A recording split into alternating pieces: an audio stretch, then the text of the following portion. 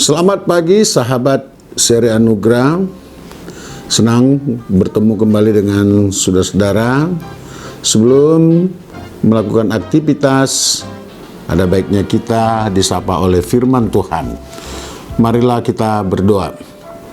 Damai sejahtera yang dari Allah Bapa yang melampaui segala akal dan pikiran manusia, itulah yang merawat dan memberkati hati dan pikiran saudara sekalian di dalam nama Yesus Kristus Tuhan kita. Amin. Saudara-saudara, selamat pagi. Dan tentu hari ini saudara akan melakukan agenda-agenda saudara, apakah pekerjaan dan mungkin pelayanan. Tetapi sebelum disibukkan oleh pekerjaan sehari-hari, marilah kita dibekali oleh firman Tuhan yang diatur pada kita untuk hari ini, diambil dari kitab Yohanes pasal 15 ayat yang kelima. Saya baca buat kita sekalian. Demikianlah firman Tuhan, "Akulah pokok anggur dan kamulah ranting-rantingnya. Barang siapa tinggal di dalam aku dan aku di dalam dia, ia berbuah banyak. Sebab di luar aku, kamu tidak dapat berbuat apa-apa." Saudara-saudara yang dikasihi Tuhan Yesus, Yesus selalu mengibaratkan bahwa dia itu adalah semacam pohon. Dan tentu kita tahu dalam pohon itu terdiri dari berbagai bagian, ada batang, ada cabang, ranting, dan akar, dan daun. Saudara-saudara, kesemuanya ini sangat berfungsi, dan tentu supaya fungsi daripada pohon-pohon, bahagian dari pohon-pohon tersebut, dia harus melekat satu sama lain dan tidak boleh terpisah dari pohon itu sendiri. Ranting atau cabang, apabila dia sudah terpisah, maka dia harus pada akhirnya layu dan mati. Akan tetapi saudara-saudara, terkadang ranting dan pohon itu juga harus dengan sengaja dipisahkan, dipangkas. Karena ada saja ranting dan pohon itu yang sudah dari pohon itu yang sudah terkena hama, ulat, agar tidak merusak pohon itu secara keseluruhan, maka ranting atau batang atau daun itu juga harus dipangkas. Demikian jugalah orang Kristen, saudara-saudara. Kenapa Yesus mengibaratkan itu? Saudara adalah orang yang sudah ditebus oleh Yesus dengan darahnya yang kudus.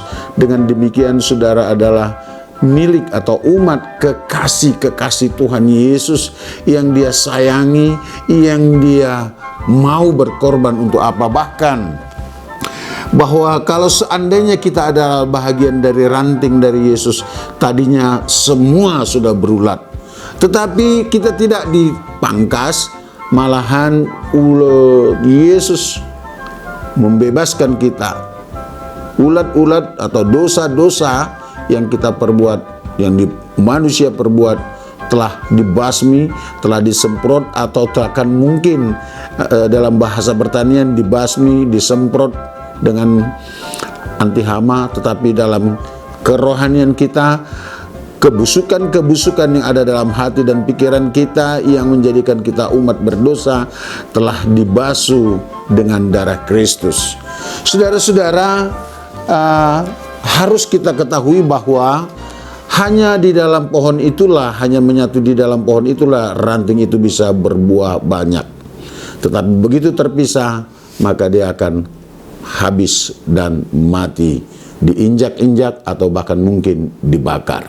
Saudara-saudara yang dikasihi Tuhan Yesus Kristus, bahwa ketahuilah Yesus tidak akan pernah datang untuk kedua kali, atau dalam pengertian dia tidak akan datang lagi untuk penebusan. Tetapi kalau dia nanti datang ke dalam kedua kali, dia ibarat seorang petani yang akan memangkas dahan-dahan itu dan membersihkannya agar pohon itu tidak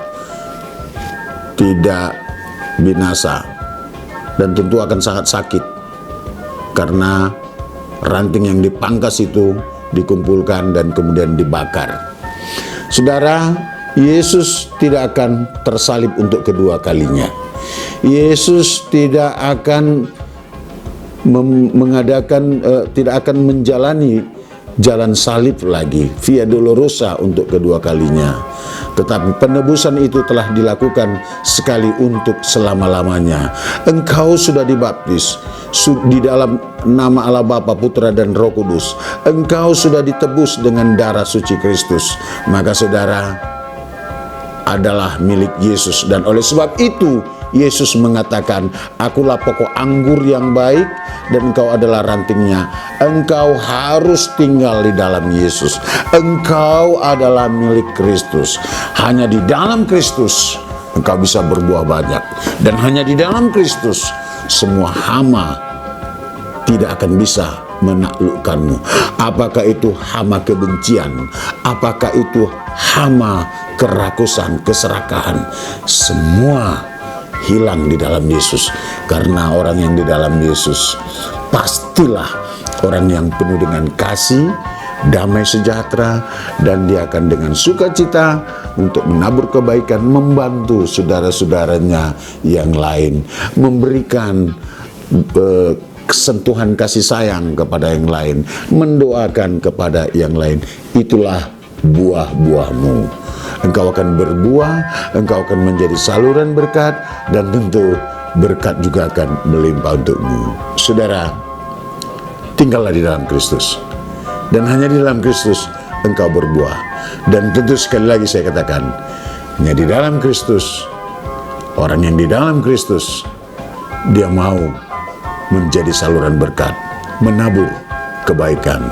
Selamat menabur kebaikan, sahabat yang tinggal di dalam Kristus.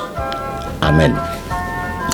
Terima kasih Tuhan Yesus, Engkau mengingatkan kami bahwa kami adalah ranting, atau itu dengan demikian kami adalah bahagian dari Engkau yang harus berbuah. Tetapi terkadang ranting itu akan dipotong, ditebas agar tidak merusak kepada pohon itu sendiri. Oleh sebab itu Tuhan, kami memohon kasih sayang-Mu, kami ingin berbuah.